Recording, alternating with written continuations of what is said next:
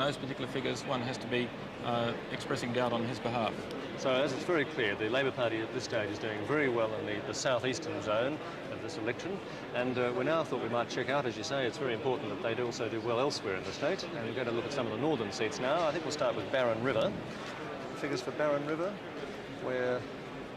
Well, that's a very strong performance for Dr. Clark on these early figures. Dr. Leslie Clark, who's well known, of course, in that area. She was closely associated with the move against the Trinity Point development, and in primary terms, she's over the line because her primary vote is 54.3%. And again, there won't be required a distribution of preferences if that pattern continues. So I think we should leave that seat now and perhaps go on to Mulgrave and then Tableland. So if we do Mulgrave first. By the way, I can now count 17 seats for the Labor Party. 17 gains for the Labor Party. Well, that puts them over the line. And I think the important thing about the seat of Mulgrave, this is a seat where amazingly the Liberal Party is not contesting on this occasion. In 1986, the Liberals did contest this through a young candidate named Andy Rankin, and he pulled in at that time 16% of the primary vote, and that was all important in terms of helping the Nationals over the line. But the Labor Party's over the line with 40% of the vote counted. If that particular pattern continues, then it is all over in Mulgrave. So you can't quite give it away yet, though. No, we can't give it away, but it looks to be going in Labor's favour. Okay, let's look at the seat of Tablelands now, another of the northern seats, just in the hinterland behind Cairns there. Now, of course, the ALP had very strong hopes in this particular seat. In fact, Wayne Goss launched his North Queensland campaign in that particular seat. On that basis, though, with over 40% of the vote counted, the Nationals are holding. Their vote is down slightly, but that is indicative of the unevenness in trend. At least it's not been demonstrated. Labor, with that percentage of vote counted, would be disappointed with their position in Tablelands. A very small swing against the National Party, some 1.5. It's still a very good result for Labor, and since their vote is up 16.1 in primary terms. We should point out too, though, that the CEC that showed up there is a Citizens Electoral Council, which will back the National Party. Yeah, 100% of their preferences almost. So it looks even worse for the Labor Party on that count. Tom Gilmore must be feeling a little happier now. Yes, indeed. Let's go now to the seat of Flinders, which is also a northern seat, Flinders. Held by Bob Catter Jr., a man who's always on time, I'm told. He's had a bit of trouble up there, hasn't he, because of the changes that Mike Evans referred to in the Mining Act has upset a number of the local graziers, hasn't it? Yes, and Mr. Catter is suffering a substantial swing. But on those figures, it's going to be desperately close. One has to be very careful about the seat of Flinders because it is a seat which extends, as we said earlier, from Charterstow's west to Cloncurry. It's understood that Mr. Catter's strongest support will be in the area Pentland east to Charterstow's, whereas Noel Robertson, the Labor candidate, who's the Shire Chairman of Cloncurry, will certainly be the stronger candidate in the western part of that seat. Now, we've got to be just a little careful, but there is almost half the vote counted, but we don't know whether it's western or eastern. But if we distribute preferences two-party preferred terms, so far Bob Catter is just over the line, and he'll be happy so far. That's a cliffhanger, though, isn't it? Yeah, it's going to be a great seat to watch. I mean, there are some seats that we thought were going to be great to watch, which are all over. Look, that's going to be a good one to watch. And there's a lot more seats to look at, and we'll start doing that in a moment. But I think at this point, Quentin Dempster's put himself in a line. He said that he can count 17 Labor Party gains if he's right. That puts the Labor Party in government with a majority of a couple of seats. Let's check and see if Peter Coldrake feels as confident. Do you think Labor is home yet, Peter? If the trends continue in the way that they are, Labor will win the election tonight. I mean, I'm not quite prepared to give it to them yet. No, I'm not prepared because I think we should just make sure that we have 17 seats that we know the character of and that we're sure of. Okay. But on terms of the present developments, yes. Okay, now let's also try John Moore on this. Has Labor Party won this election? Well, they have polled much better in the metropolitan area and picked up seats there which I would not have thought they would have. They haven't done quite as well in the country as I thought they may have, and at this point that'd be very close too. Very close. Tom, are you prepared to claim victory yet? No, I wouldn't claim victory yet, but you can see I'll have to suck a lemon to get the smile off my face. I can see that indeed. Can we rip Mike Evans off the phone for just a second? Mike, can we hold your other end of the call up there to see if you're... Mike, he's too busy. Give him a bump. Got his fingers in his ear. I don't think Mike Evans wants to know about it. That's the truth of the matter. The National Party's former secretary. Has Labor won yet, Mike Evans? I'm afraid that I think the position is that when I look at this a bit now... How long can you stall? No, look, I just get back to the same thesis again. It's the southeast corner where it was all going to happen. And what is happening is that we are seeing the electorate going back now to its traditional pre-1974 level. That's what's really happening in this election campaign. There's no question they're decimated here in Brisbane, though, aren't they? The Liberal Party and the National Party. The Labor Party has done extremely well down here. Extremely well in Metropolitan area. Yeah, No about that, but haven't done as well as they expected in the country area and the provincial cities. There's seats like Barron Rivers, Mount Isa, Townsville, places like that are going very well for us. And, you know, those sort of seats, plus some of the seats like Pine Rivers, the outskirts seats. And you've got to look at Albert, for example, where the Liberals gave our the preferences to us, you know. Yeah. That's the only seat where we get the preferences, and our fella's still leading first past the post. There are seats like that are wild cards in this election. There's still some wild cards there. Oh, there are some other wild cards we haven't got to. You know, that's right. We're just going around the marginals, trying to find the 15. Sit back a bit there. Okay, well, that figure. let's have a look at some of the figures now to see if we can perhaps quantify this feeling that we're talking about here about the trends. We have a look at the statewide trend at this stage and just see what sort of swings we can measure at this point, or what sort of percentages of the vote that we can get at the moment. The statewide figures now. Labor Party is polling nearly 53% of the vote, which is about the figure they need, isn't it? Yes. Yes. Well, 40% of the vote counted statewide, and the Labor Party's vote up 11.5 to 52.8. That's a very big increase indeed. 40% of the vote counted statewide. And there you see the swings, 11.5% to the ALP statewide, 4.9 to the Lib, a drop of 17.5% statewide to the National Party. It's a mighty swing against them, isn't it? Let's see how that translates in regions. I mean, as we should remember, keep reminding ourselves, there is a gerrymander in the state based on Well, there's a lot of different debate about that, whether it's a malapportionment or a gerrymander. Well, okay, a malapportionment. There are 4 different electoral zones. The zonal system, as the National Party likes to call it here. And let's have a look now at the country zone. We're looking for the overall figures and shifts in the country zone. There they are now on the screen. Well, there's a swing to the Labor Party of 4.5%. They're getting 39.3%. The National Party, is that right? Yes, that's right. Yes, that's right. The Labor Party's vote is up 4.5. I mean, it was up 2.9 about 20 minutes ago. So Labor's position has solidified. Yes, 4.5. You can see Labor. That's slightly improved. The Liberals' increase will partly be taken care of by perhaps the distribution of candidates. But of course, the National Party vote down 12. Well, that's certainly not. Well, it's not as bad as it is in other areas of the state for the Nationals. So. Well, I'm not sure that they'll draw any comfort from it, but it's not. Well, I mean, 12% drop is awful, but I mean, by the standards we're talking about tonight, it's not as bad as elsewhere. Yeah. Okay, let's look at some of the western figures if we can, for the state, or that part of the state, the west. And look at those figures there. West and far northern zone. Well, the Labor Party 44.5%. That is a 3% increase, which we'll see shortly. The National Party, that's quite a substantial drop in the National Party vote. It also should be said that in a number of seats, of course, the distribution of Liberal preferences will be all important to the outcome. We see that in the western and far north zone, the National Party vote is down by 18.4%. That is absolutely diabolical, though fortunately in a number of those seats for the National Party, their margins are so great that they will retain membership, or rather they will retain their membership in the House of those seats. Yes. But it's still the case that particular graphic shows that Labor's vote increase in that area has still been modest. It's 3.6. It's a good increase, but it's not dramatic. We had Mike Evans' face on the screen there looking intently at those figures. It looks very bad, doesn't it? Out in the western far northern zone, you can drop by 18%, Mike Evans. Yes, I think but you need to look at the actual seats. I mean, we look at Warrego still. I think Howard Hobbs is confident hanging on in Warrego, and I just had some figures through from Flinders.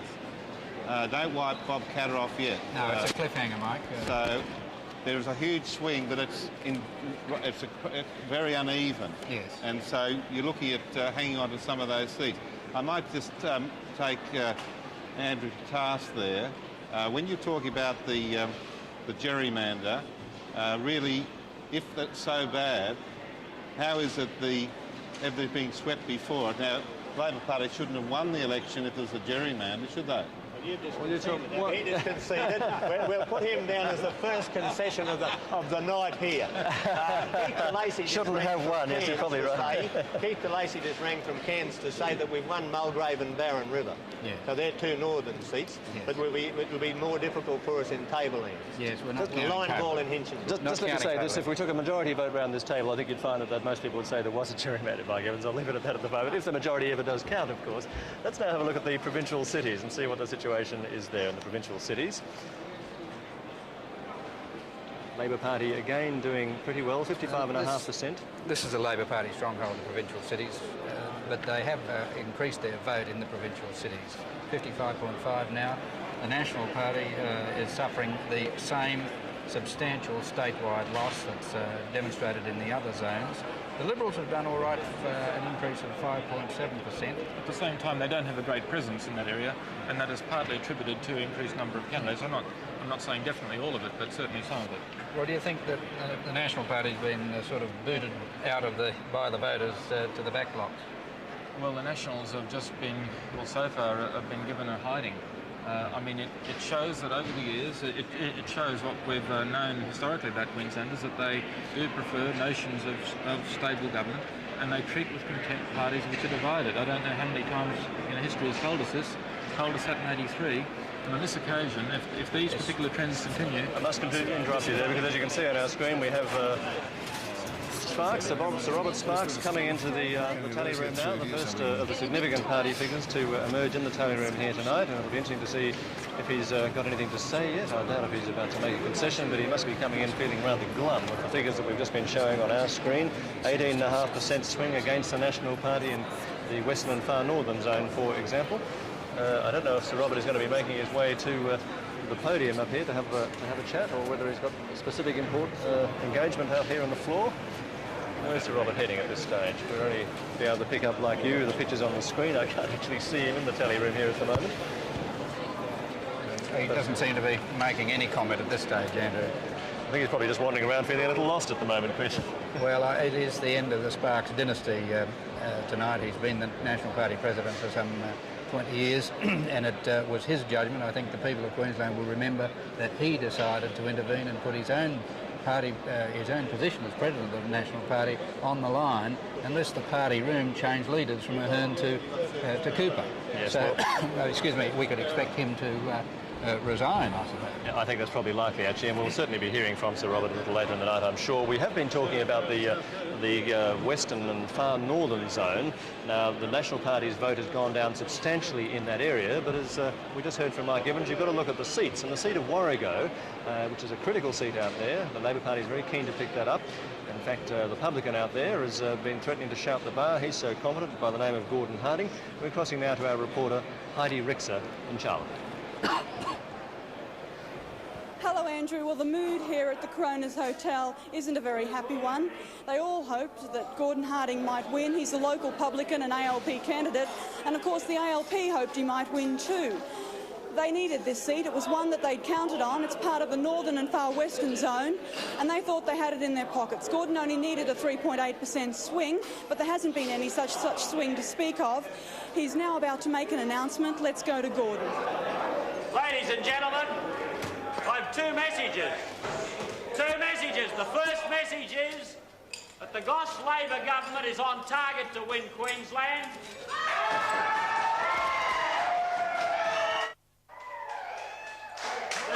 The second message is that the Nationals have retained Warrego, and the clear message from this is that a majority of people in Warrego have no interest in the morality of the government they elect. There is a further message, and I send it to Wayne Goss. When he becomes Premier tomorrow, the sooner he abolishes this corrupt gerrymander and wipes out pockets of votes like this, the better.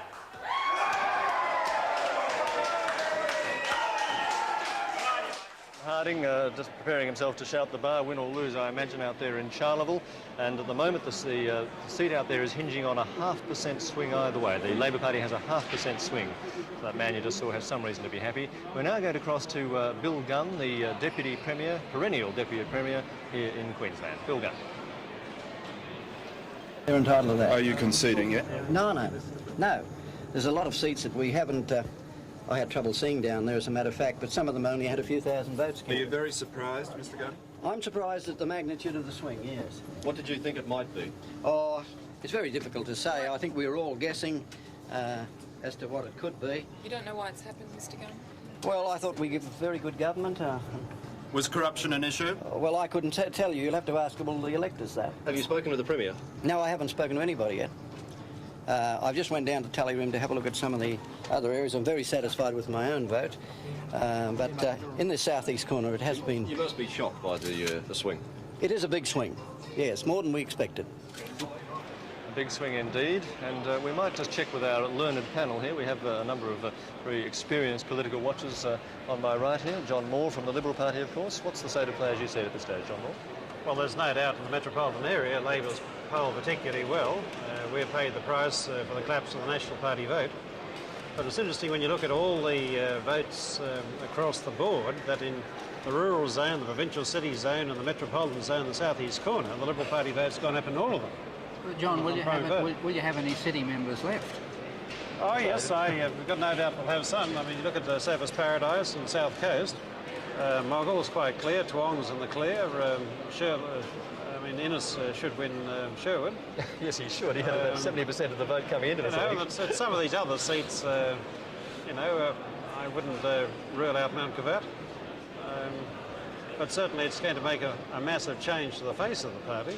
A lot of new faces. All right, let's see. Despite the fact our vote's gone up. Yes. I was going to go to Tom Burns' reaction there, but of course the phone rings at a crucial moment. And as ever, when we want to talk to him, Mike Evans has ducked for the phone. Quick comment from you on the state of play as you see it at the moment, Mike. Just one moment, please, to George Bye. Sorry. State of the play. Well, I'd have to look at I was just on a telephone call, so I'd have to have a look at the statewide figures. If I could have those. Can we throw the statewide figures up at this stage, just to look at the overall picture? And we have them coming up there now on the monitor. They show nearly 53% to the Labor Party, National Party down to 22.5%. That's after 46% of the vote being counted. I think we're probably looking at about 16 to 17 seats for the ALP at the moment. Sure, which is government. Sure? Which is government. There may be some more, though. There's some seats like Aspley, Springwood, Toowoomba North we haven't had a look at. But Labor's behind in Warrego. Well, I've got some figures from Warrego again. The pendulum swung back, has it? The emphasis is away from Warrego now to some of these other seats that we haven't seen. I'll come back to Flinders then. Flinders has been won by the National Party with a 500 or 600 vote majority. Yeah. That's final for the night. And it's before the postals are counted. No, before the postals are counted, the National Party are ahead, but there are 560 postal votes, which Bob Catter will probably get about 80% of them, so I'm claiming that the National Party will hang on to Flinders. OK, look, at this point, I think it might be nice to have a look, if we can, at the Gold Coast area. There is what they refer to as the Gold Coast six-pack, the 6 seats built around the Gold Coast, which are all held at this stage by the National Party. There's a number of them: South Coast, Nerang, Currumbin, to name a few, Surfers Paradise, of course. But let's start with South Coast and look at the latest figures in South Coast. How are we going there? Well, in that seat, the Liberal Party is doing very well. This is going to give John Moore a lot of heart. As you can see there, Mr. Quinn, Bob Quinn, who stood against Judy Gammon at the by-election and was unsuccessful, though Mrs. Gammon won that seat by a narrow margin, is polling much better. And he's ahead, Bob Quinn is ahead of the National Party, and he should, well, there's a very low count, only 14% counted. You can't call it for Mr. Quinn at this stage. We'd have to wait for some more figures to come in. And we should point out that this old seat of Russell Hinds's wasn't one that the Labor Party expected to pick up tonight, was it? No. Well, the Labor Party won't have a show in this. Well, it never had any pretensions, I think, in a seat like this.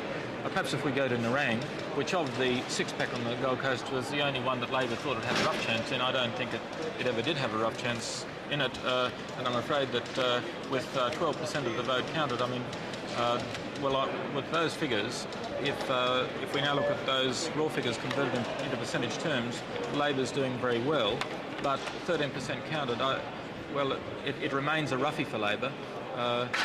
If we convert that 45 into two-party preferred, as the graphic will shortly do, we will see that Labor would be slightly over if there were the average sort of leakage of preferences that we expect, but it's too early to call. Ray Connor just couldn't get ahead of Tom Hind. Tom Hind looks pretty good so far, but only 12% count. Well, it doesn't look good. He's behind Labor, but the point is we just don't know where the boos are coming from, and we'll just have to wait and see. But look at the collapse of the National Party vote in that particular seat nonetheless. Yes, we have to come back to that one later. Yes, we'll come back to the six-pack in a moment, because we want to cross now to Paul Clausen, who of course holds the seat for the National Party of Redlands, and last time we looked at the figures he was looking in some trouble.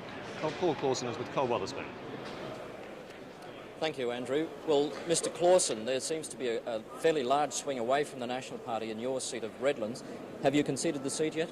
No, I haven't conceded yet. I'll wait and see how the postal and sectional votes go. It's always been a tight seat. I predicted it would be a tight seat, although I must admit at this stage that things are looking fairly grim. What do you put it down to? Is it the party, or is it is this a protest vote against the National Party? Oh, I think that what happens is that individuals take it into their mind to send a message to the government individually. And when they do it collectively, it becomes quite significant. And the significant thing on this occasion is that the losses from the National Party have gone directly to the ALP and not to the Liberal Party. And I think that that has borne out what we've always said, that the National Party is a party of the people, it's not a party for a select few. And consequently, we've always vied for that section of the vote with the Labor Party. And I think on this occasion, the trends seem to indicate that that very thing has occurred, that we have lost that section of the vote. It's gone to the ALP, and particularly in the metropolitan zones. Has that happened because of the split in the Conservative parties between the Nationals and Liberals? Oh, I think that that's probably one of the major considerations that would have to come into play. I think that obviously people have said to themselves, well, the Liberal Party aren't going to support the National Party in coalition.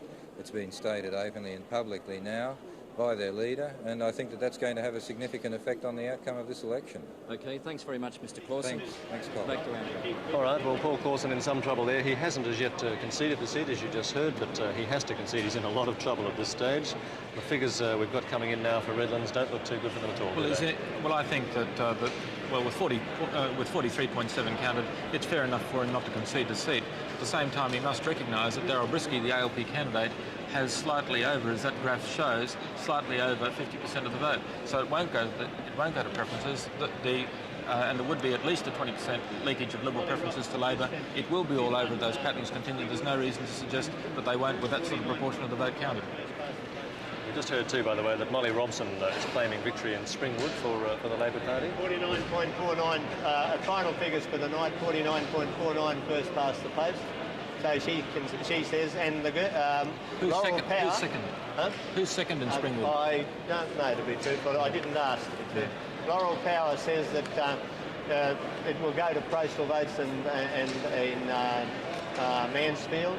That on the basis of the current vote and what her scrutineers have been telling her, she could get 51% of the vote after. Well, we've got some Springwood figures up on our computer now, and they look pretty good for the Labor Party, certainly. Well, they look very good for Molly Robson in the sense that the National Party candidate is running ahead of the Liberal Party candidate. If that pattern is continued, you just have to give that seat to the Labor Party without any difficulty at all.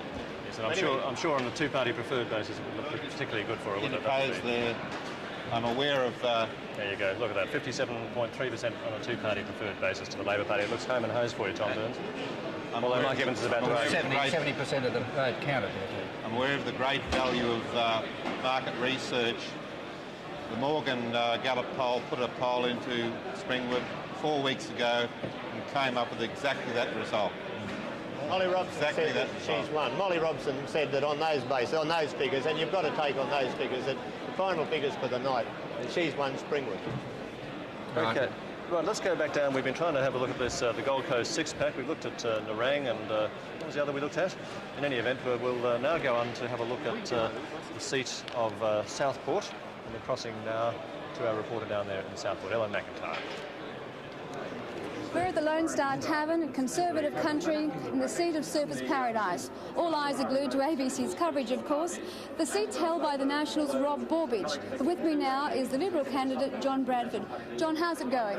Well, it's a real nervous time, but the initial results we've had in look pretty promising for us.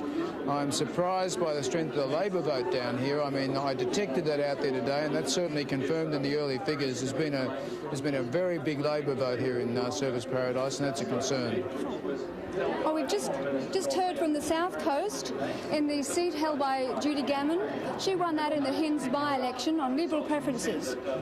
At the moment, Labor's polling very well, with preferences going strongly to the Liberals. That's all for now. Thank you, Andrew. Thanks, Ellen. Let's have a look at the absolute up-to-date figures on Southport if we can, just to see how things are going.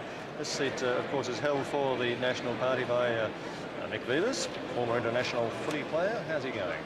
Well, it's a very close three-way, but in terms of the pattern, if that pattern continues, then Mick Vivers will be hanging on.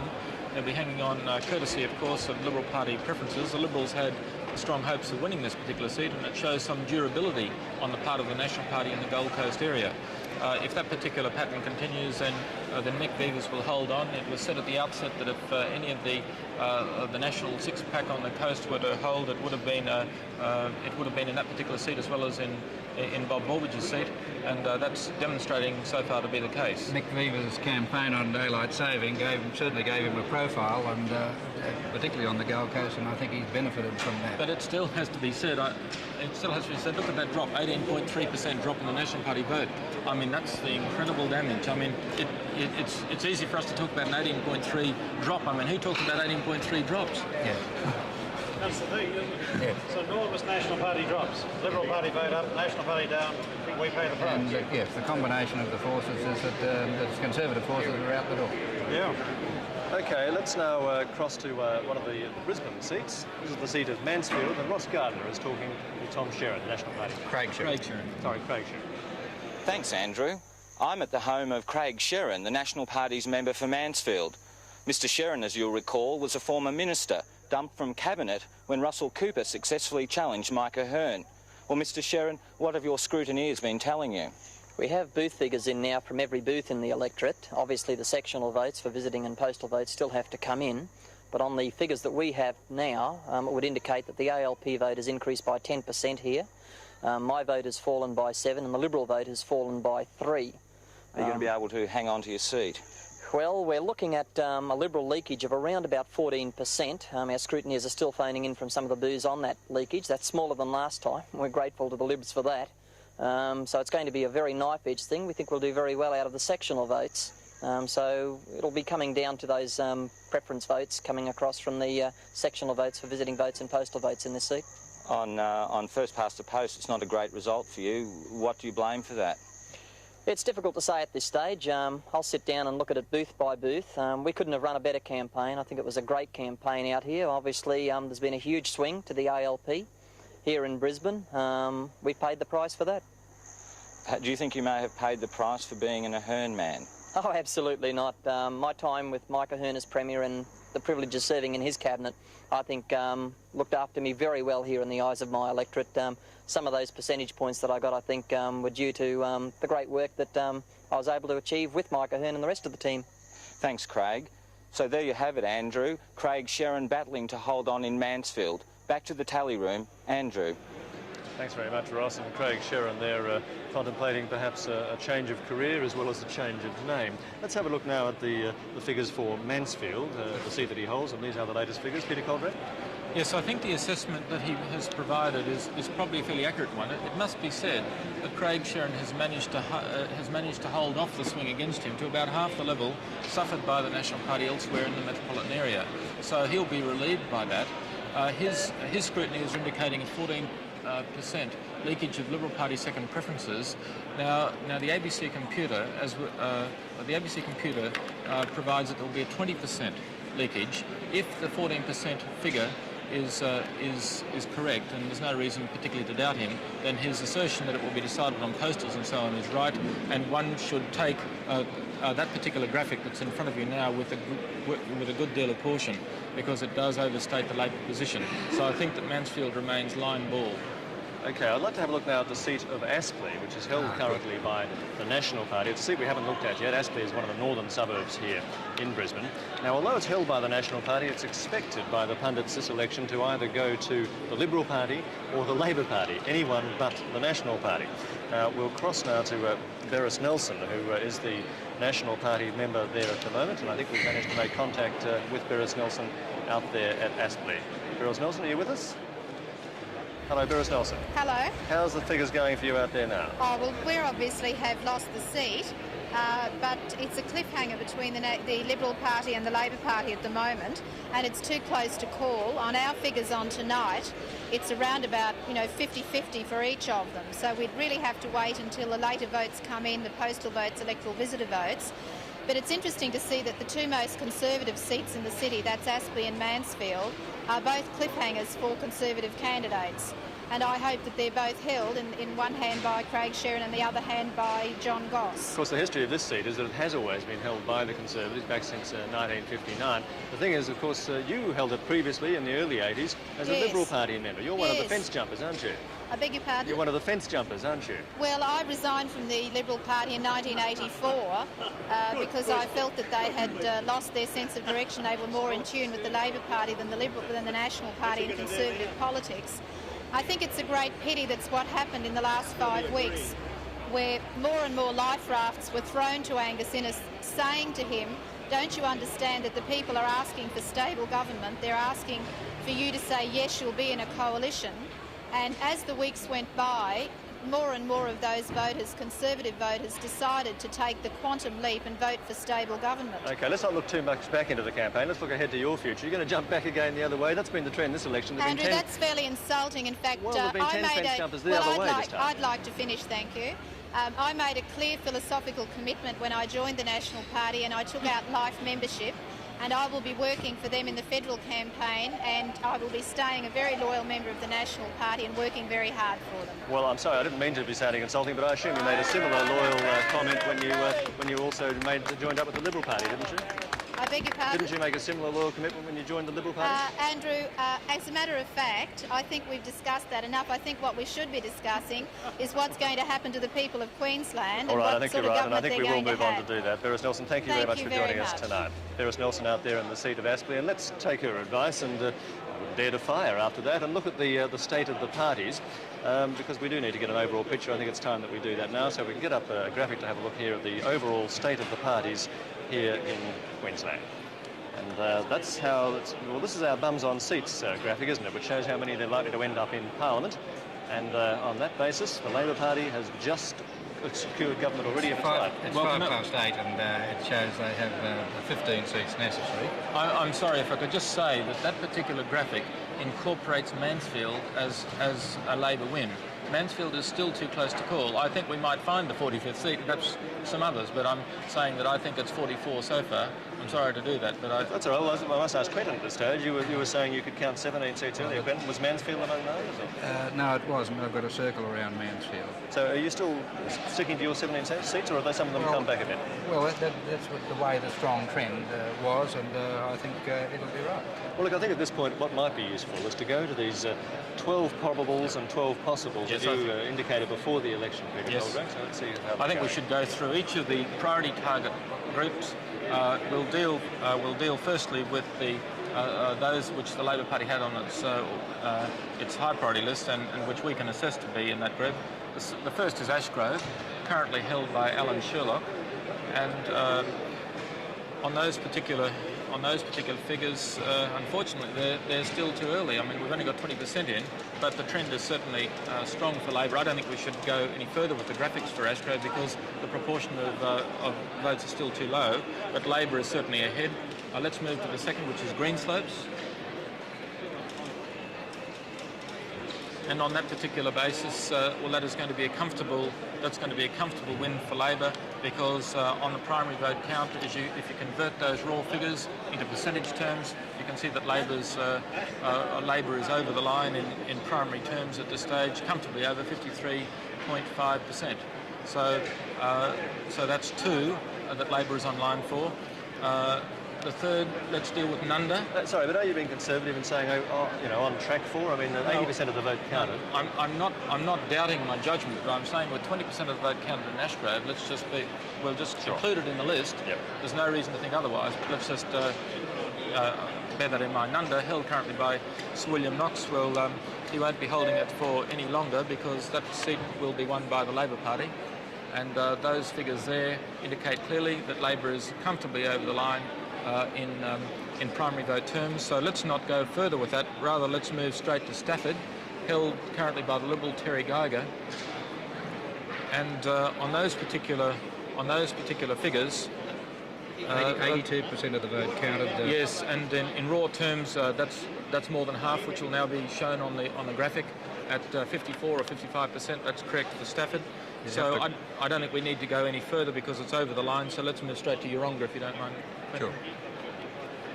And in the seat of Yeronga, once again, that's an astonishing increase for Labor, up almost 20%. It looks like in terms of those raw data. We'll see it in a moment as it comes into a percentage terms. And there it is, Labor's close to 60, 58.8% in Yeronga.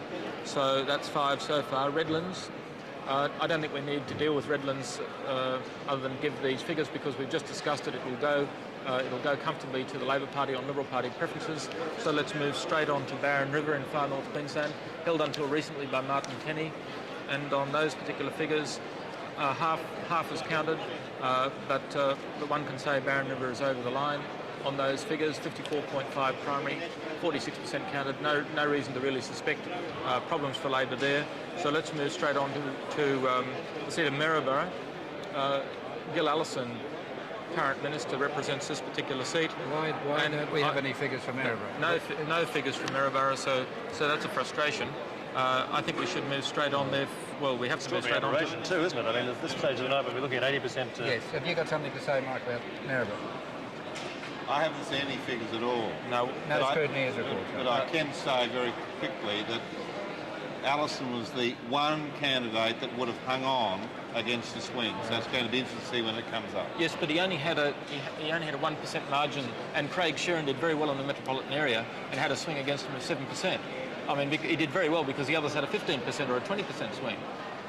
We need 1% is all it needs. I mean, we need some urgent advice on Maryborough. I'll find out for you. Good. Okay, well, let's just continue this tally. Mount Isa, which of course has been contested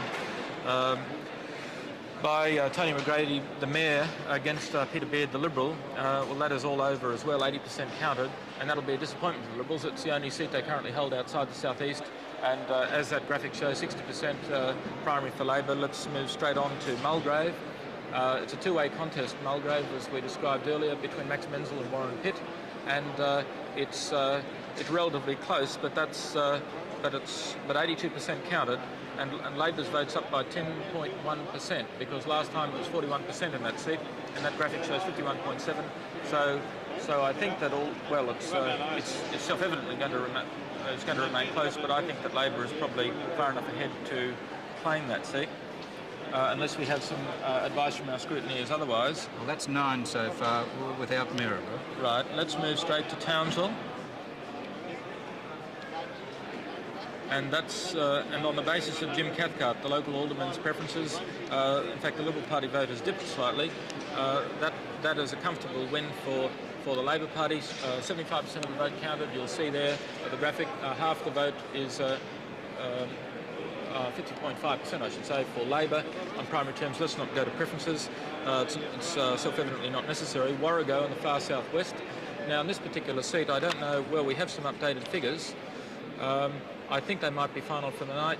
You certainly have to put Warrego on the side of the National Party to. No, you have. No, you'd have to give that to No, it's line ball. Yes. It all depends on the degree to which preferences drift. Well, Gordon Harding was conceding it earlier, I believe. So the seat has been retained by the Nationals. Is that what you're saying? I think that was the way it was indicating. I think if we're taking a cautious approach, we at this stage count Warrego on the National Party side. Yeah. And that seems reasonable.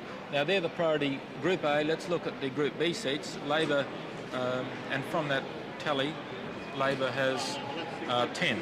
Yes. Did we call Town? It has 10 of the 12 in the first group. We've called Townsville for Labor. Right, that's 10 seats. With about 57% of the two-party preferred vote. Right. Okay, well, look, we'll have to come back to your probables your possibles in a moment. You've just gone through the probables and they're all looking pretty good for Labor, with the obvious exception of Maryborough, which we just know nothing about at this stage. And Warrego. 16. We now welcome the rest of Australia to this Queensland election night telecast.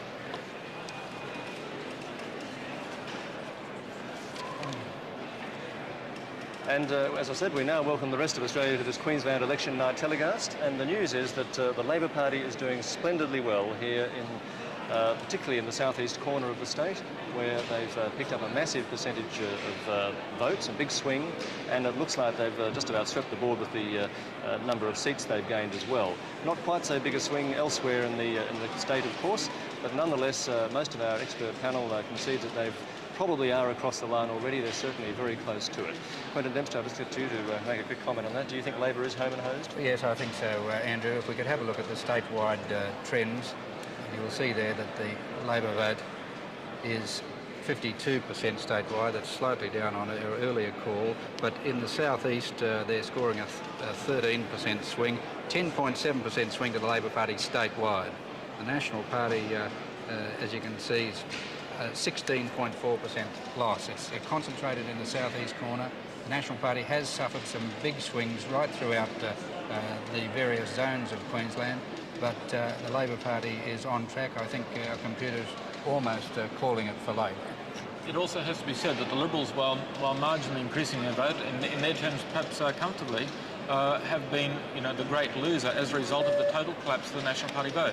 It has been that which has been the major trouble for the Liberals tonight. I guess they knew that coming into the contest, but it's certainly disastrous in seat terms for the Liberals, but caused by the loss of the National Party vote.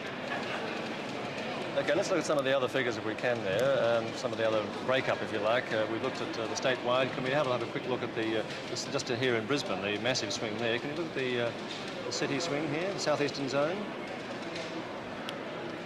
In the southeastern zone, the Labor Party is scoring 54%.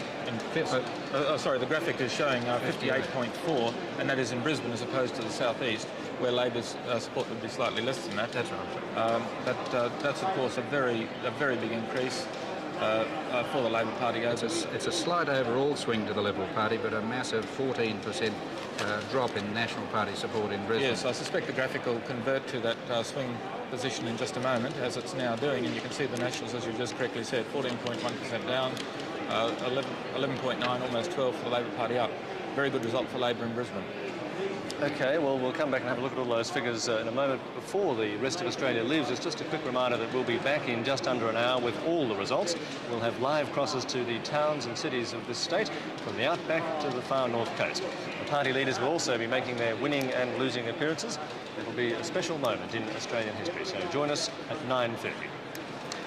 We're now going to cross to Townsville, where the ALP candidate, Ken Davies, has had high hopes of winning there. He's considered a fairly good candidate. Let's see how Ken Davies is going. Ken Davies, how are you? Oh, good, Andrew. How are you? Now, what's it looking like up there for you? Oh, Andrew, we've claimed victory in the seat of Townsville. There's a 12% swing to us on primary vote. We think that's significant enough for us to claim victory as of now. Has the other side conceded, though? The other side, I'm not aware of what they've done, but we are claiming victory in the seat of Townsville, Andrew.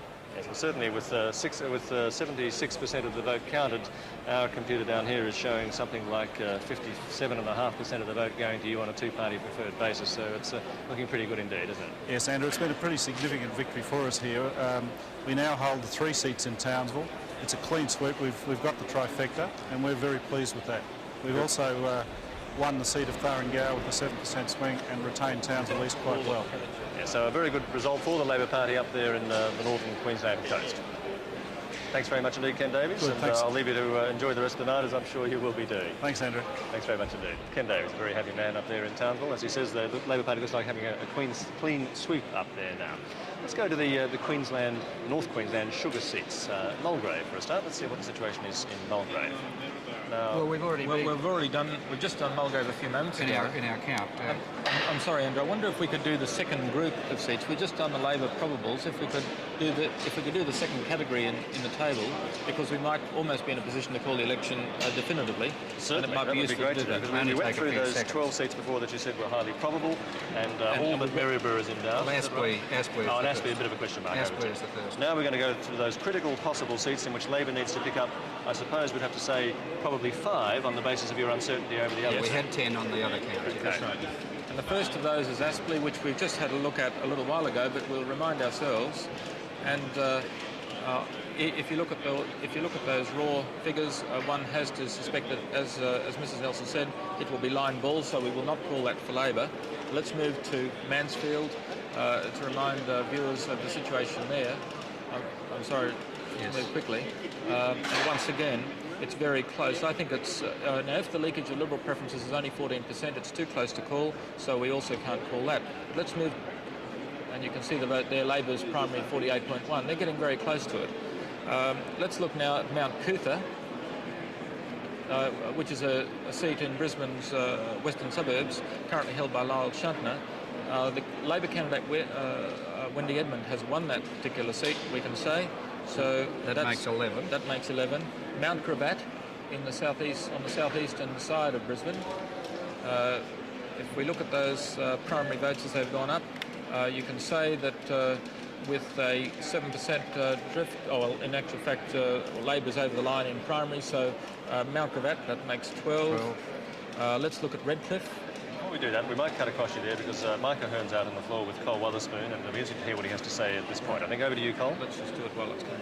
To indicate to people who is to blame for it, I'm not going to join in that process tonight. There's about 1/3 of voters in Queensland who have voted for a Conservative victory at least, and I think they're entitled to some hope for the future that there'll be someone around anyway who's prepared to be constructive about the future. Is the voting of you a mistake, Mr. Ahern? Well, look, that's something that history will record, won't it? You're glad that you didn't lead the National Party into this election campaign? No, I would have dearly loved to do it. I'd prepared to do it for 2 years, so don't make any mistake about that. What? Well, I like to think so, but we're not going to know, are we? Are you going to challenge for the leadership of the National Party? Look, tonight is a night for analysis of the result. There's no statement from me about that particular matter. It'll be a matter for my colleagues at the appropriate time. Tonight we're analysing the result. We're looking at a quite considerable swing across the board. A number of Nationals and Liberals have certainly lost their seats. It's a time to be constructive, I think, then afterwards, and look and see how we put Palings back on the fence. But are those thoughts going through your head, Mr. Ahern? Well, there have been members who have raised the matter with me, but I'm not entertaining that view at this time. It's a question for the party now to do its assessment on what has happened, look at why the swing has occurred, and to look at it. It's not yet all over. It's too early to say, but not looking good. I'm pleased I'm not up there looking at the results at the moment. What do you think went wrong with the Liberal Party campaign? I think that statement by Angus that he wasn't prepared to serve in a coalition was a coup de grace right at the wrong time. Do you think there's got to be a coalition even if the Conservative parties are in opposition? That's something that has to be considered by my colleagues, but they would have clearly done much better this time had we had cooperation on the Conservative side. And after this election, come what may, whether we have coalition in government or out of government, there has to be cooperation. We have got to get our act together in the state. Is there room for 2 Conservative parties in Queensland, do you think? So I said we'll have to look at it all now, ask ourselves what went wrong, do some objective research out there, and be constructive about the future. You're disappointed? Well, that was Mike Ahern talking there, and obviously in his electorate of Landsborough, he doesn't have to worry too much. Landsborough is a very safe National Party seat. We'll have a look at the figures there now. It is, by the way, the biggest electorate and a very fast growing electorate. There are now 29,643 electors in Landsborough. It grew by 1/3, 36% in fact, since the last election. Let's have a look at the figures there. Mr. Ahern has still suffered almost a 10% swing, but will comfortably hold the seat. Okay, well, let's resume where we were. Obviously, it's a very safe seat there, no problems. With Liberal Party preference. Yes, of course, but he's home and hose. Let's now pick up on those critical seats that we were discussing a moment ago, the second 11, or second dozen, in fact. Well, the seat of Maryborough has just come in. We should go to that immediately because there's some mystery about that. And I think we should ask Mike Evans for his comment on the seat of Maryborough. He's taken an especially close interest in it all night. Right, Andrew. With 51.8% of the vote counted, I'm sorry, 81% of the vote counted, that's going to be very, very tight. But you'd have to say at this stage it's going Labor. It's half the votes in. I mean, well, Labor's got 50% now. But you're forgetting a few things. Traditionally, the sectional votes, the postal votes, the absentee votes have always favoured the National Party. So whilst I know Tom's saying, hanging on for grim death, I'm not conceding Maryborough yet. Still, it's extraordinary, isn't it? The first look we get at Maryborough, and it's got 81% of the seats of the votes counted. It's a bit rough, isn't it? 16 seats there for us now. I can see 16 seats for Labor on the basis of what our scrutineers are saying. I've got to take their advice on this, but they're saying Ashgrove, Barron River, Broad Sound, Green Slopes, Mount Cootha, Mount Cravat, Mount Isa, Mulgrave, Nunda, Pine Rivers, Redcliffe, Redlands, Springwood, Stafford, Townsville and Yeronga. Well, that includes a few in the second 12 that we've been talking about. Well, that's always been the case. It was obvious that you would not just win the 15 because you get campaigns that go better, some campaigns go better than others. But it's also obvious that the swing was bigger against the Liberals in some seats in the metropolitan area than we expected. There are two seats there that I think we should be having a closer look at. Sure.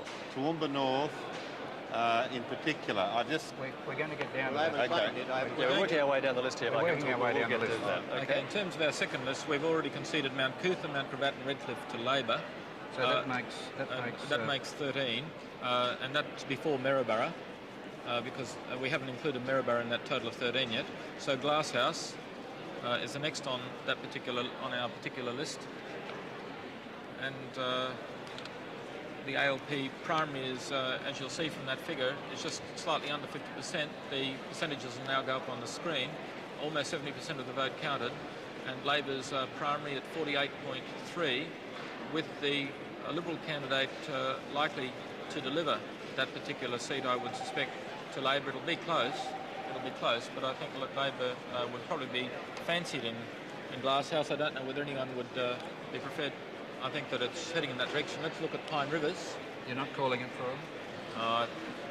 Desperately close to. Yeah. Pine Rivers. Well, Mrs. Chapman's already conceded there. That's when I... Yes, that's gone to Labor. So Pine Rivers, add Pine Rivers to the list. Figures on Pine Rivers. Yes. Which accentuates that the Labor Party vote is currently 10,048. Yep. Running through the score quickly, the Liberal Party, two candidates, 2433, 2480, and the ALP 10048. So that's well ahead of the card there. Okay, so far we're agreed that Labor has 14 gains. Springwood now. Well, on those figures, I think the situation is, if there's no disagreement about Springwood, we can now say that Labor has won 15 seats. Molly Robson was in fact claiming that quite a bit earlier, wasn't she? She was very confident. I think that we can now say we still have some more of these category B seats to go. She's over the line on primary votes alone. Labor has won government in Queensland. She's over the line on primary votes, and Labor has won government in Queensland on the strength of that. Yes, Labor has won government in Queensland. Let's press on with Toowoomba North. Before we do, any dispute about that? Does anyone think that Labor has not won government in Queensland? In fact, I've gone a bit higher than Tom in his estimations. You're looking getting up to 20, 21. I think we'll go very close to. Labor as a result of 50 seats. Ladies and gentlemen, we're talking. So you're right there. We're only arguing now about the size of the Labor majority for the next government of Queensland. It could be up to 20 seats. Not the majority, but they could have, yes, a 20-seat majority. Okay, let's have a look at... a 5-seat majority. Sorry, a 5-seat majority. They needed 15 seats to get to a majority, an extra 5 take up to 20, which makes a 5-seat majority. Well, let's deal with Toowoomba North, which is the next... Before you do, we have to have a quick cross now to Dr. John Heron, who's on the floor with Colwell Swing. John Heron from the Liberal Party, of course. Dr. Heron, you're the immediate past president of the State Liberal Party, and you were also the president when Terry White was the leader of the party. Will you concede that it is a Labor government at this stage? Do you think it is? I don't think you can call the final result because it's going to come down to individual seats, but obviously there's been a big swing to the Labor Party. And what about the Liberal Party's vote? It just didn't seem to go anywhere. No, I think that campaign of the Labor Party, a vote for the Libs is a vote for the Nats, which was completely incorrect, but that hung in on us in the city seats, and the swing to the ALP, of course, was at the expense of the Liberal Party in the metropolitan zone. Do you think the Liberal Party needs to reassess its position, though, especially outside the southeast corner now? Oh, no, not at all. You see, what's going to happen now is a redistribution, and that will be the salvation of the Liberal Party, because we've been confined to the southeast zone historically for 30 years. That's what the gerrymander was all about. Now, this is a watershed for the Liberal Party, and we can do nothing but advance from here, because we're going to be doing it on fair boundaries. Do you think corruption was the major issue then in this, It was the issue that got through to the public, certainly.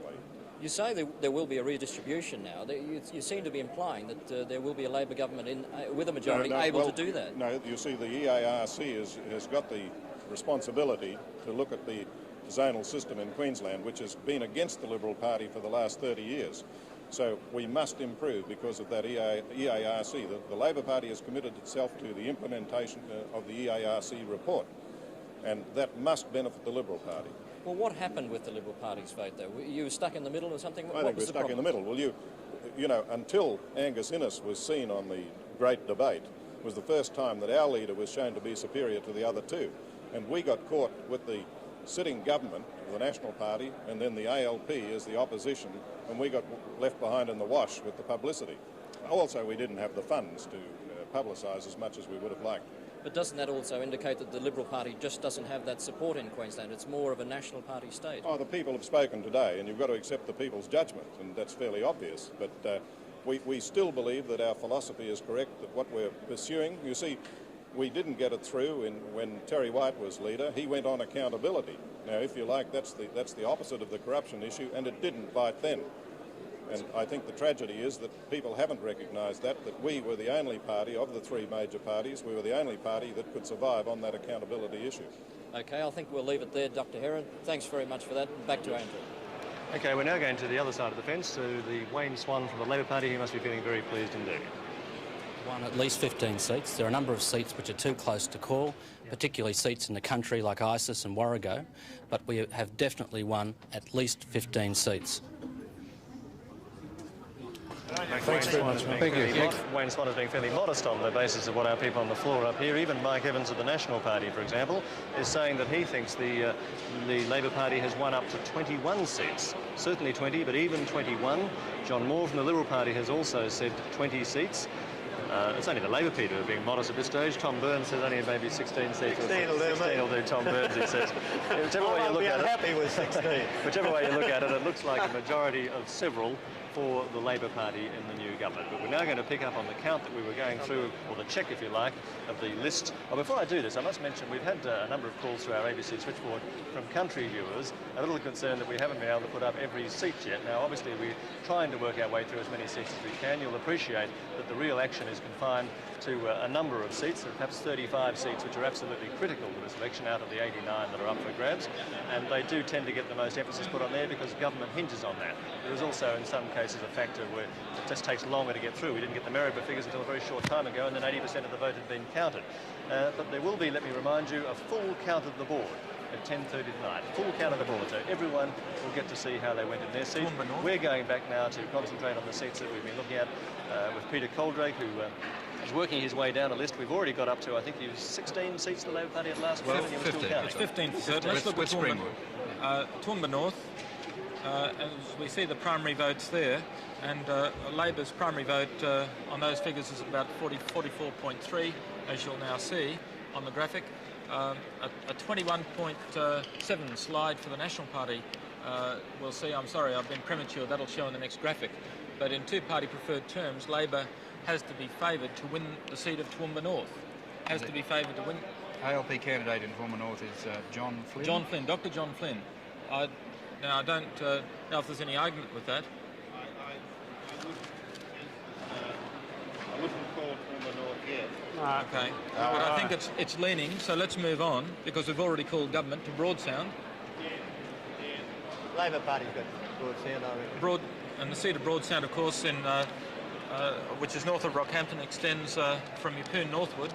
And in this particular seat, the Labor Party looks set to win that particular seat. It's got 50.1 in primary terms. It won't go to preferences on that basis. Our scrutineers tell me that after 9,500 votes were counted, we had 5,306, or about 55% of the vote. And you've got to remember O'Brien, the Green candidate, gave his preferences to us there also. You're right. I think we can call that as a definite 16. Make 16. Good. Yes. Okay, I'm going to agree with me. I'm going to have to cut across you again. We'll keep them on tenterhooks by interrupting this count all the time and coming back. You've got 16. One of those 16 now looks like being Barron River, which has been won, we think, by Dr. Leslie Clark. She's certainly confident that she's won it, and we have Leslie Clark online now from Cairns. Hello, Leslie Clark. Hello, Andrew. Feeling rather pleased with yourself? We certainly are. Are you absolutely certain that you're over the line? Oh, yes. We've done, all the booths have been counted now, Andrew. We've got 56.6% of the vote here. So what won it for you? I think the development issue here in Far North Queensland, Barron River has been growing very fast with enormous developments, and the environmental, social impact of that is a very significant issue. But we haven't just won along the Marling Coast where there's tourist development, or at Port Douglas where there's tourist development. We've also won at Mossman in our booth there, and so I think that general issue of corruption is significant even in Far North Queensland too. Well, it looks like you just haven't won the seat of that you're in up there at Barron River, but it looks like you're a member of the new Goss Labor government. It would appear so. It's really exciting. It's just great. It really is. So the mood's pretty effusive up there at the moment? Oh, you wouldn't believe it. Just is great. I think the only regret is that it wasn't Martin Tenney that we were able to beat. Okay, good to talk to you. Thank you very much. Andrew. Bye. Martin Tenney, of course, was the member for Barron River for some years, but stood down, and the National Party was represented in that contest by Peter Dunn. Okay, we're still trying... Oh, Peter's left us, hasn't he? Peter Coldrake's figures. Can you take up the running from that? Let's go to Flinders now. In our rundown, I think we're at 16 seats with Broadsound. And Flinders, I think you can see there that Bob Catter Jr. is... it's a cliffhanger that Mr. Robertson, the Labor Party candidate, is scoring quite well, something of an 8% swing there. I don't think we can count that. Right, I've just been in touch with the National Party office in Charters Towers, and Bob Catter, they're claiming they will hold on to that seat. Well, what's the story, Mike, with the two independents in that seat? Do you know which way they're likely to go? I don't know. That could be critical, couldn't they? They amount to 6% of the vote at this stage. What the National Party scrutineers have done, they've absorbed those independent preferences into the vote, and giving a lead for the National Party of about 100 votes at this stage, with about 500 postal votes to come. So I think we can claim that Flinders will be held by the National Party. We won't count that in. We're still at 16. Let's go to Hinchinbrook, the next on our possibles list. In Hinchinbrook, recently vacated by Ted Rowe, the Deputy Speaker of Parliament. So ending the Rowe dynasty, wasn't it? Yeah, yes, they've owned that seat for a long time.